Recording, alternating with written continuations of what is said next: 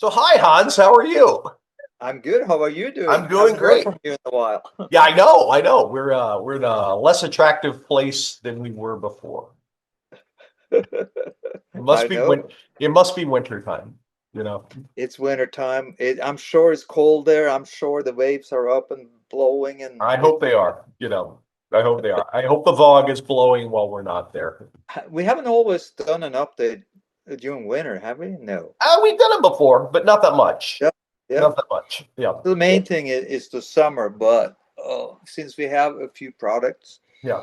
The spring to update. announce, Summer is coming, you yeah. know.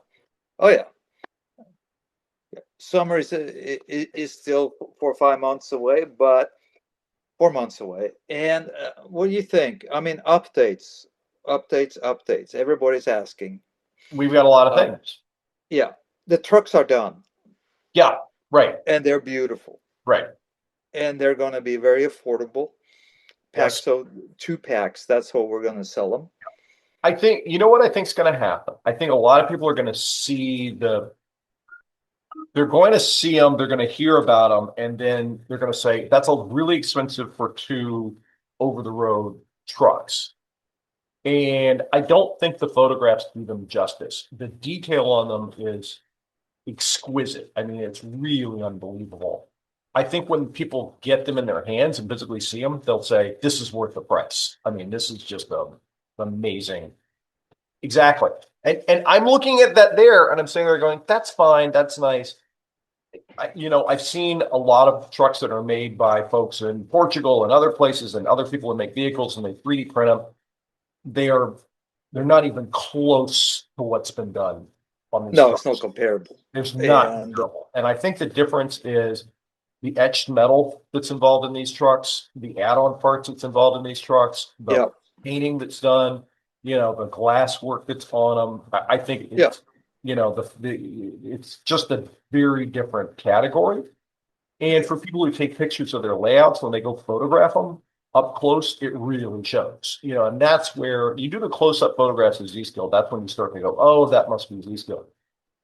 I think these things look like HO, even when you zoom the camera in really tight on. yeah, I agree. And even better, I mean, these, these are all kind of 1970s type design. They're still running. They're still out there. Universal, they're all over the place. Yeah, Yeah.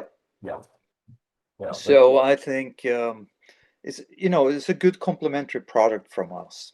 Absolutely, Yeah, absolutely. Yeah, yeah. and they are being finished now. They should be shipping as we speak, I Good, think. great. Yeah, yeah. I think they're And really looking forward to it. And yeah, what else can we do down the line with these things? Well, I hope a lot of people convert them to whatever they want to. Are we going exactly. to have very detailed artwork on some? Maybe. Maybe We'll not. see. Yeah, Right now, we have about 8 different body colors, and just pick yours. exactly, exactly, exactly. And don't forget, we do have the 53-foot trailers already available, and the artwork on those are unbelievably good. So, they'll work very nicely together. Yeah, and it's so if we want to expand this line, we'll see. Exactly. So it's kind of up to you guys. If you buy them, we'll make more. Yeah, exactly, It's exactly. that simple. Yeah. And And packaging is looking like, can you see, like yeah, this? beautiful, beautiful. Mm-hmm. I'll tell you what else we've got that we're going to be releasing more of are the spine cars with the trailers that go with them. Yep. So those are ready to go. So that's a great combination. I think very soon we're going to have some replacement pins for the spine cars that'll add a little more stability to them. We did the same thing uh, with the air slide hoppers that made Mhm. those a little more stable going around the corners. All you have to do is take the old pin out, put the new pin in. It's kind of a mushroom head on it. And it just takes away a little bit of wobble for anybody who was having those issues with those cars. Simple, quick replacement, free. Rob Crew should have them. Uh, So no, that's coming up very, very quickly. yeah. Going to be appreciated, especially Yep. for people with that need it because of track work and God knows Sure. what. Yeah. And just running, just running better. Yeah.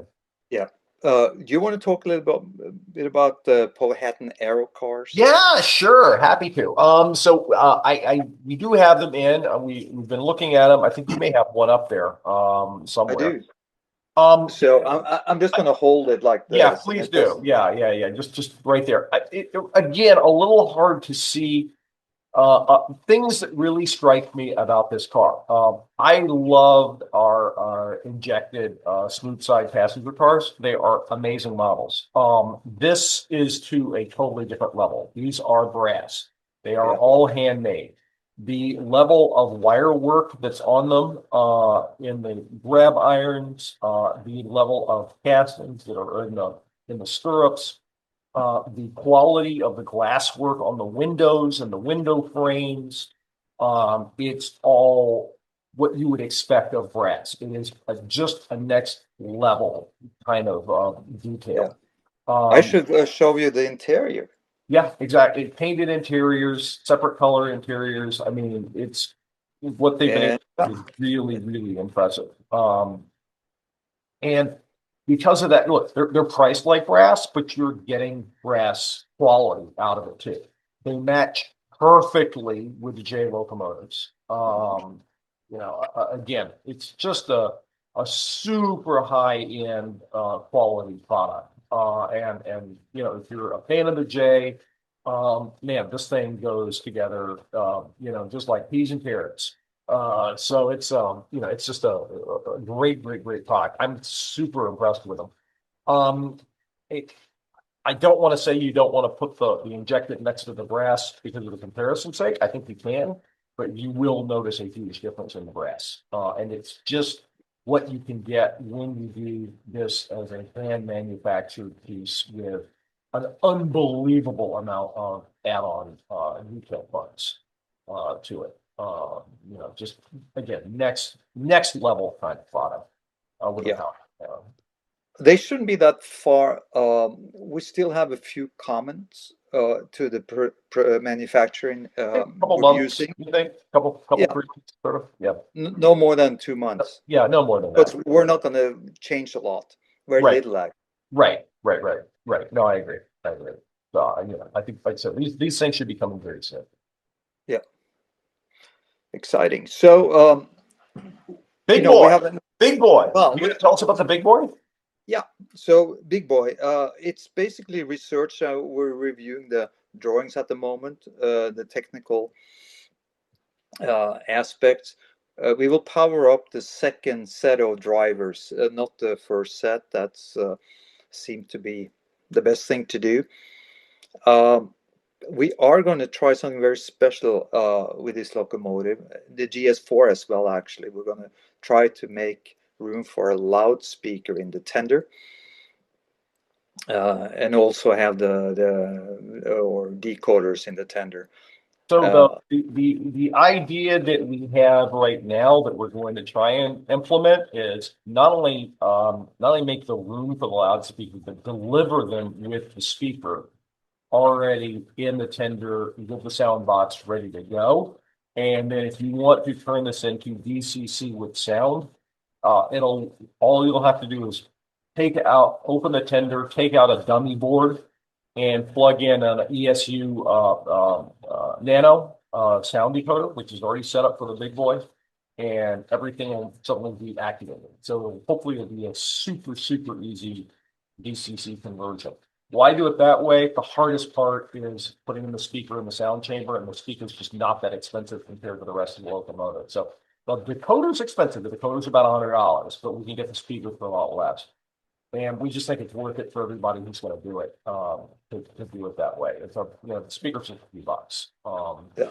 And that'll give everybody a lot of options to do it inexpensively and easily and in the most cost effective way.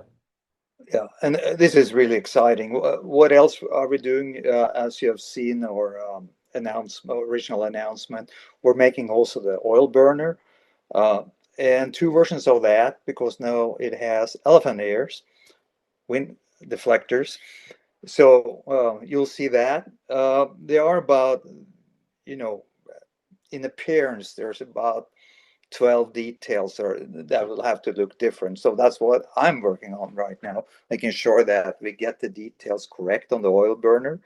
There were only 25 locomotives originally, and they were almost identical. There were some cooling pipes for the front radiators that were a little bit different. And that's about it. And then the last series was built during World War II and had to use different alloys and stuff. So it made it a little bit different, but not visually. They're all the same. So I don't have an update when we can start to see prototypes. Probably about this time next year, I would think. Okay. There's 6 new items.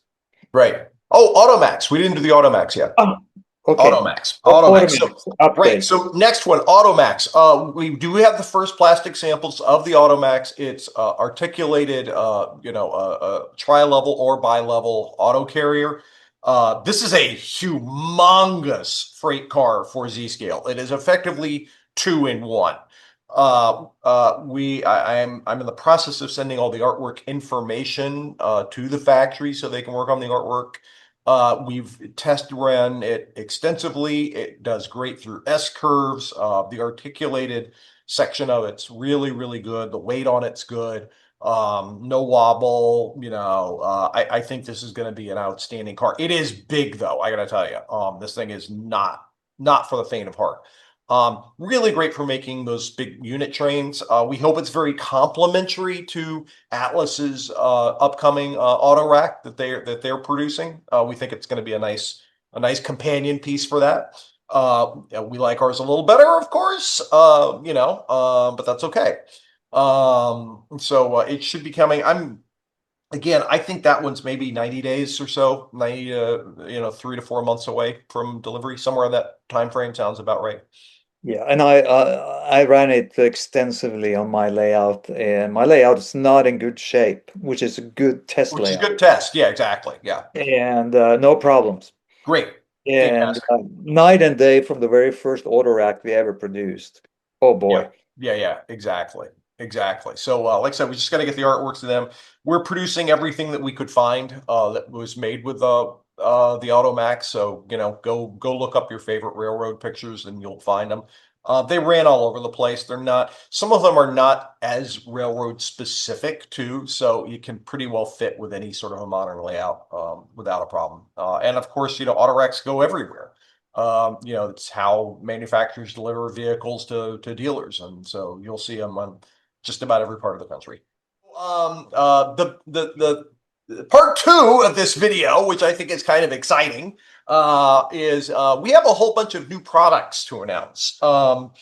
And I think you're going to wonder a little bit, why are they talking about all this now? We've changed policies back and forth a few times on how to handle new product announcements. At one point in time, we would announce them pretty early in the process, and then people got frustrated because it's like, well, you talked about that a year and a half ago, and it's still not here, and it just takes a while. It can take more than 2 years between us giving a PO and actually getting something in our hands. And so we shortened that up and said we're just going to wait until we're a lot closer, so people aren't getting upset anticipating something. And then we've had a few products that we announced, and for one reason or another we had to cancel, and people got a little disappointed because they started planning on something. And so, well, that's not very fair. So we'll just wait until later, and then the product will be there shortly thereafter. And I'm going to fully admit, uh, we're changing things mainly because Atlas bought MTL. That's why. And there's no reason to hide it or disguise it. And we actually had the same auto rack that they are releasing in development. And we sat there and said, well, that's not good for both of us to be developing the same thing at the same time. And so the proper way for us to handle this, we thought going forward, was we will simply announce publicly what we're working on very far in advance, and then everybody knows what we're up to, and other companies can take on whatever position they want to take on. That's up to them. They can make up their own minds how they want to handle their business. What we're just going to let everybody know what we're doing, and if they see something that we're working on and they think we can do it faster and beat them to the punch, hey, good for you. And if they see some other opportunities that we're not working on and they want to do that, good for them. I think it's just the best way to, have fair and free competition. And then you guys can plan and give us some feedback as we work through these projects on what the details ought to be, maybe some of your favorite road names, or reminding us when we've made mistakes in the past, which everybody seems to be rather fast to do. Thank you very much. You are talking to the entire development team right now, both of us. Yeah, So, and so exciting yeah, because yeah, this exactly. means So that this we're is fun. actually So, have to release. So, so, so I'm it's I'm not handing like this over to Hans. It's a long yeah. list. It's a long Oh list, boy, but yeah. I need help. But Yeah. anyway, so we're announcing six products, six new products. Oh my God. So, And and oh, and, and if Clues missplices this video, we actually by mistake recorded the conversation we were having on what we would announce after the six. So, I mean, it's really in Rob's editing hands. And if he puts in more than six, I'm going to fly to Ohio and personally throttle him. so Anyway, so the six six. products. So, three locomotives, three different types of passenger cars. So all the locomotives are EMD. Stay Yep. tuned. First one is the one everyone's been asking about. There is one locomotive like, when are you going to make that? Oh, it's coming. It's not coming. Why aren't you making it? Yes, it is the F40PH. Yay! It's finally And something to go with Amtrak Palooza. yeah, but what a great locomotive. I mean, it was the first purpose-built Amtrak diesel. No, they had other ones, but this was really the one that was thought out and ran forever. Actually, it's still running at Amtrak without an engine. It's some type of Yeah, the cab what car. the NPCU unit they Yeah. call it. We're Yeah, gonna make that too. the nickname for it. It's a cabbage. Yeah. It's a Well, cab. It's a cab and baggage car. They call them the yeah. cabbage. So we're making the cabbage and of course the real one, and we're going to make all the paint schemes that Right. Amtrak put on his thing. Now, By the this way, I am daring Dave Wolf or anybody right now to put sound into it because it was the first head-in power locomotive, and as a result, but to keep the head-in power running for the passenger cars, the engine had to run at full RPM at all points in time. And when they would pull up, they were as loud as they could be at all points in time. They were roaring. So somebody needs to do that in DCC, and then just make audio recording of this thing. Drowning out every single sound in their home. well, that's going to be fun. I Yeah. can hear the complaints. Yeah. So, tons of commuter railroads had this car as well, tons, and we're going to make most of them. Yep. The list is too long to start on, but if you have a favorite one, we're going to make it. Yep. There might be one or two we will shy away from, but we don't expect one run out of this locomotive. This is going to be multiple runs, Right. and but it's going to be heavy. And anyway, with all our new items, we will post on our website, the forum, a little product sheet so we can read a little bit more about it. Yep. If I'm forgetting, so having announced the F40PH, we're going to talk about passenger cars because that's part of the release, kind of. And there's lots of them. There's a lot. Yeah. So starting with Amtrak, we've kind of made, except for the very latest ones, we've kind of made all the cars. We have not made the Horizon car. We're doing that. So Amtrak Horizon and and the sister Comet commuter passenger car. So not only do you get the Amtrak, you also get all kinds of commuter lines, especially on the East Coast. And I know I've ridden some of them myself, uh, like it's definitely Metro North. Yep. Can remember that. So this will really, uh, for those of you that's only been into freight and want, oh, we need some passenger cars as well, maybe some passenger car action. Now, this is the locomotive for you, definitely.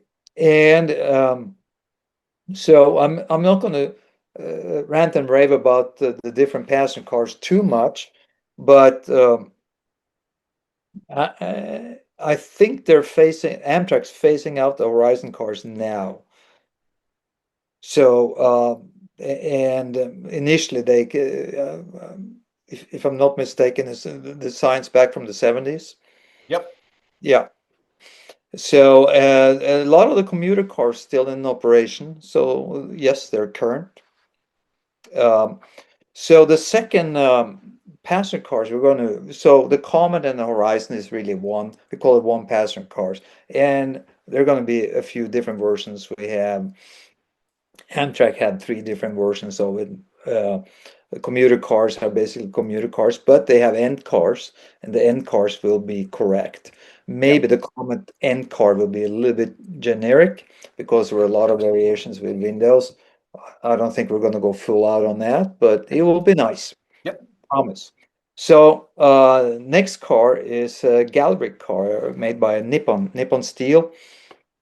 Very few railroads actually, but some very important one. Metro in Chicago and Caltrain, and then in where you are, Rob, BRE. Exactly, exactly. And kind of strange that not more commuter railroads adopted this car. I don't know why, but anyway, we're making it. And fits nicely in with the F40 PH as well. Exactly. Yeah. So the last one is we're bringing one of our old passenger cars back. I never, ever, ever thought we Ah! were going to do this, and it's the Bombardiers. Yeah. Now, why? I mean, we kind of have to, and especially with the P40, F40 PH, it makes a lot of sense. And there were a lot of railroads we never uh, made. We never made Go Transit that was the biggest operator still Yeah. is By far. By of the far. Bombardiers. And the Bombardiers has been recently also upgraded. So now they have a safety end car, kind of streamlined, kind of looks nice, Yep. makes the whole Bombardier looks a lot more modern. So we're going to Exactly. make that as well. Yep. And these cars are just entering service, so you'll see it. I think most like the Coaster, the Sounder, and Go Transit has them. Yep. Yeah. Yep. So the combination we have now with the amount of passenger cars we have, we still have of course, the P42 locomotive. I think we have a very, very viable passenger car fleet. Agreed. Agreed. And this is, aside It from all our name trains. right. And this what this really does is it just covers the entire country from here to rail kind of thing. Yeah, I know, which I think is a pretty big portion of anybody's layout or anybody's collection. It doesn't matter if you're in Florida or Seattle, or Maine or San Diego or anywhere in between. Like you've got, commuter rail in some form that's going to run around on the tracks. So we think that this matches really well, and and we're talking about down to kind of the Roadrunner in New Mexico kind of stuff. I mean, you're going down to some pretty small communities that have this. So it doesn't, like I said, it doesn't matter what your model is. Something from this menu will fit in. yeah, and we're making exactly the Roadrunner with the Utah Front Runner, and Front runner, yeah, yeah, yeah, and we'll probably make the New Mexico as well. yep. You never know. Uh, yeah, we're a little bit undecided Yeah, we may. on some of these roads, and they Yeah, might change. But the product sheet I'm gonna post to the net will kind of, that's what we're thinking about at the moment. right. These cars are as early in development as you can think we signed off the PO, was it like 4 weeks ago? I think so. Yeah. Yeah, So it's very early in the yeah. process. Very, very, And this we haven't done before, right. as you pointed out. Yeah. So moving on to freight, we have two other And this may very, be very this. exciting I locomotive. think this is the bigger announcement, quite frankly. That's just my opinion. I think this is the big deal. No. After So, uh, um, okay, another ghost from the past we're bringing back. Um, you all know that we lost our original GP7, GP9 mold, and that kind of was like, oh my God, that locomotive is just so important for the time period it came.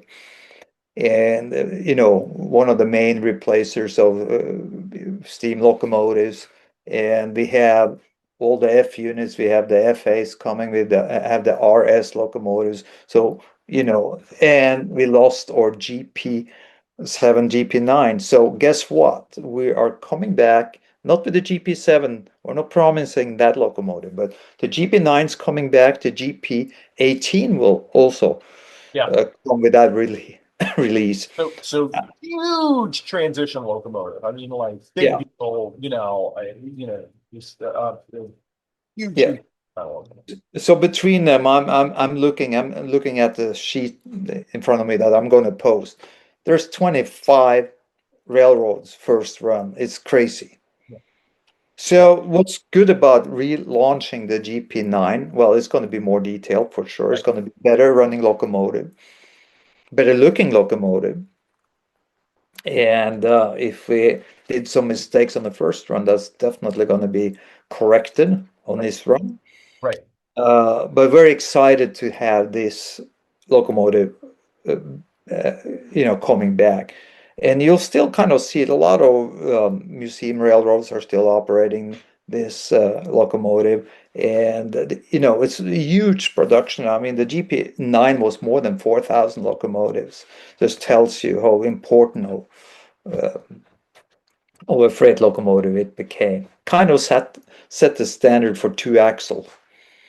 And having said that, well, what set the standard for the three axle? That's our next announcement. Take a guess, people. Take a guess. Well, also from EMD, it's the SD7 and SD9. Exactly. And And we've been thinking about this one for a long time. This kind of stays on the list, stays on the list. This is the one I'm very excited about. I I think think we've had it on for at least 15 years. exactly. So kind of same time period, production between the two this is from started in 1951, ended in 1959. Total production between all of them about 800 locomotives. So not the mass as the GPs, but it set the standard and it introduced it was the first locomotive that really had a great, or what I would say, a soft ride, really loved by their crews. A lot of them from the steam time, were steam engineers and conductors, and and some of them had been on earlier diesels. And here comes well, they actually called it the Cadillac. Great, great. So that tells you what type of locomotive it was, and tons of road names, especially the SD9s. Yeah. And I think for this time period we're talking, it's really, it's something like, that we have been missing and you have been missing. And very happy to have them there. And we have, um, so I looked at the diagram. I've been looking at where are our products in the different time during the different decades. And oh, we have some holes here. And of course, these are long gone from regular service, but they ran easily uh, up to at least 1990s. I personally have seen them in California, kind of rusty at the time, but And are you gonna post those files, correct? Because they were super helpful when we were doing our review of, what should we produce, what should we not produce. But I thought yeah, it was I've I I've thought it was already super made helpful. Yeah, PDFs. it kind of refreshed my memory as to everything that we've actually made, and and quite frankly, some of these things we still haven't stopped. So it's just getting into the scale of miss something like it's a really impressive library of products. Yeah. And most of you guys, you know locomotives. So the GP9s and the SD9s, they're very similar. It's a lot of course, it's a two-axle and a three-axle locomotive. So in that respect, it's very different. But the amount of parts, from our perspective, being a model railroad manufacturer, it makes a lot of sense to make these two at the same time. Yeah, Because exactly. there's a lot of add-on parts that we'll use that both of them that we can use him for both locomotives. And the other interesting thing is as we sunset the old GP7 and 9, that was the last of the old 10-volt motors. So we're now standardized on 12-volt motors going forward, Yeah, which I think is they're completely compatible with everything. There was some people say, well, you got to be very careful with it. Even with the 10 volts, you could run it pretty much up to the edge and fine. yeah, It's no, not a hard stop. But I think this will get that portion of it standardized. Uh, uh, it's a whole bunch of other things that we're talking about. We're talking about re-releasing a fair number of our older freight car designs where the tooling is, it's a little bit older than newer things we do. They just keep getting better and better and crisper and crisper. But we already have the tooling for that one, so we may be doing some limited releases of the older stuff at a more entry level price point going yeah. forward. And and Rob, that's fair because the amount of detail we have today is totally different from what we had. Exactly, exactly. And when we came out originally, it was everybody said, "Oh my God, you guys putting so much detail in it." Right.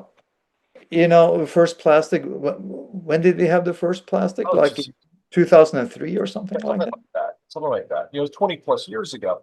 But Yeah, and at the time they were great, and they're still great. It's just we keep getting better at this. yeah, So, I think we talk about this a lot. We really do want to have some entry level price products too. We've had the GP38 too for a long time, which is been an entry level kind of locomotive. We're kind of looking at yeah. some older models that maybe not have as much detail, but we do some additional runs in that, just a little better price point on. Yeah, and a lot of people are asking about the GP38-2, and yes, we will continue making it. Yep, exactly. And it's kind of nice because it's our heritage, kind of, or the first I, thing that came out you of know, Rogue Automotive. came out of Rogue. I'm curious. It's like at some point in time, the tooling will fail, and I have no idea when it's going to be, but it hasn't happened yet. So, it's sort of like life, kind of thing. So I kind of thought like, oh, let's go back and make the GP38 the way we make locomotives these days. I said, no, no, No, no. leave it as the entry level locomotive, I think that makes a lot of sense. yeah,